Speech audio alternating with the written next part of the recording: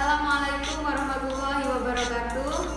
Perkenalkan, nama saya Yusril Indah Iza Mahendra, NIM 2019-1173 dari Prodi Perbankan Syariah, Fakultas Ekonomi dan Bisnis Islam. Baik, di sini saya akan menanggapi video yang sudah Bapak Dr. Abdul Wadud Nafis jelaskan mengenai ekonomi tertutup dengan kebijakan pemerintah. Nah, menjelaskan tentang ekonomi tertutup dengan kebijakan pemerintah atau dengan makna lain yaitu ekonomi tiga sektor. Perekonomian tiga sektor adalah perekonomian yang meliputi kegiatan dalam sektor perusahaan, rumah tangga, dan pemerintah, di mana dalam perekonomian dua sektor yang sudah dijelaskan kemarin yang hanya menjelaskan tentang sektor industri dan rumah tangga. Nah, di mana perusahaan itu yaitu memproduksi dan rumah tangga itu yang mengkonsumsi. Namun bedanya dari perekonomian tiga jelaskan kemarin yang hanya menjelaskan tentang sektor industri dan rumah tangga. Nah, di mana perusahaan itu yaitu memproduksi dan rumah tangga itu yang mengkonsumsi. Namun bedanya dari perekonomian tiga sektor ini adalah perusahaan sebagai produsen, rumah tangga sebagai konsumen, pemerintah pengumpul pajak sebagai pemberi subsidi kepada rumah tangga. Aliran pendapatan dan pengeluaran campur tangan pemerintah dalam perekonomian akan menimbulkan tiga jenis aliran baru dalam sirkulasi aliran pendapatan. Tiga jenis aliran tersebut yaitu yang pertama, pembayaran pajak oleh rumah tangga dan perusahaan kepada pemerintah. Pembayaran pajak tersebut menimbulkan pendapatan kepada pihak pemerintah, merupakan sumber pendapatan pemerintah yang terutama. Yang kedua, pengeluaran dari sektor pemerintah ke sektor perusahaan. Aliran ini menggambarkan nilai pengeluaran pemerintah ke atas barang-barang dan jasa yang diproduksikan oleh sektor perusahaan. Dan yang ketiga yaitu aliran pendapatan dari sektor pemerintah ke sektor rumah tangga, yaitu aliran itu timbul sebagai akibat dari pembayaran ke atas konsumsi faktor-faktor produksi yang dimiliki sektor rumah tangga oleh pemerintah. Selanjutnya, penjelasan mengenai pembayaran dan pendapatan. Pembayaran oleh sektor perusahaan sekarang dapat dibedakan menjadi dua jenis. Yang pertama yaitu pembayaran kepada sektor rumah tangga sebagai pendapatan faktor-faktor produksi. Yang kedua, pembayaran pajak pendapatan perusahaan kepada pemerintah. Sedangkan untuk pendapatan yang diterima oleh rumah tangga sekarang dibedakan menjadi dua sumber. Yang pertama dari pembayaran gaji dan upah, sewa, bunga, dan utang oleh perusahaan. Yang kedua dari pembayaran gaji dan upah oleh pemerintah. Selanjutnya mengenai syarat keseimbangan. Keseimbangan Y sama dengan AE atau Y sama dengan C plus I plus G.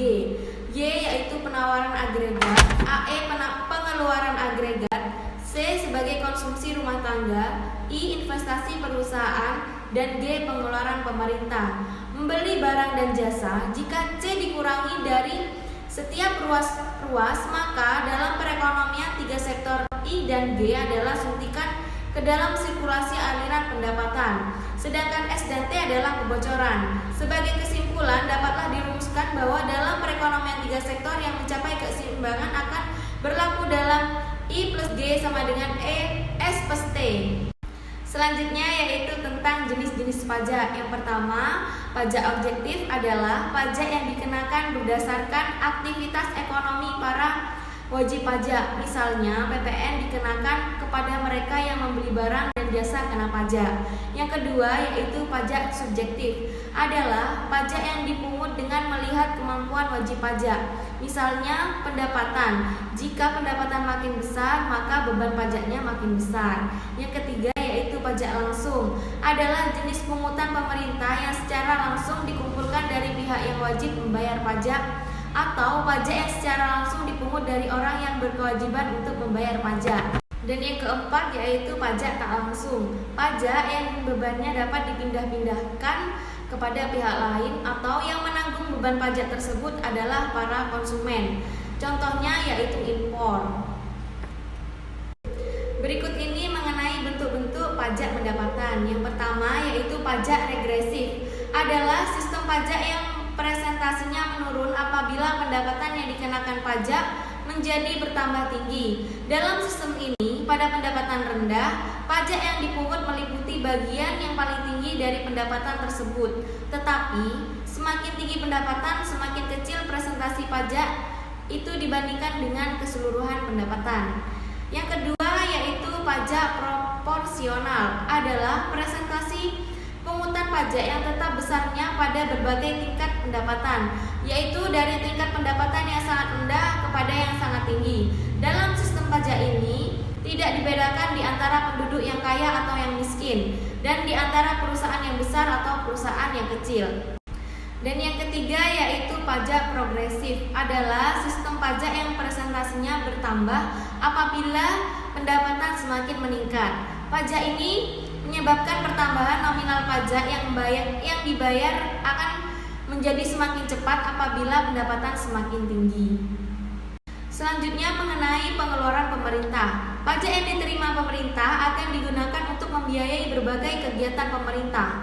Di negara lain yang sudah sangat maju, pajak adalah sumber utama dari pembelanjaan pemerintah. Sebagian dari pengeluaran pemerintah adalah untuk membiayai administrasi pemerintah dan untuk membiayai kegiatan-kegiatan pembangunan, membayar gaji pegawai-pegawai pemerintah, membiayai sistem pendidikan dan kesehatan rakyat, untuk membiayai pembelanjaan angkatan bersenjata dan membiayai berbagai jenis infrastruktur yang penting.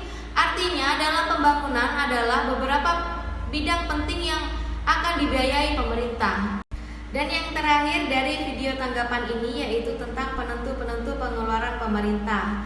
Yang pertama, proyeksi jumlah pajak yang diterima.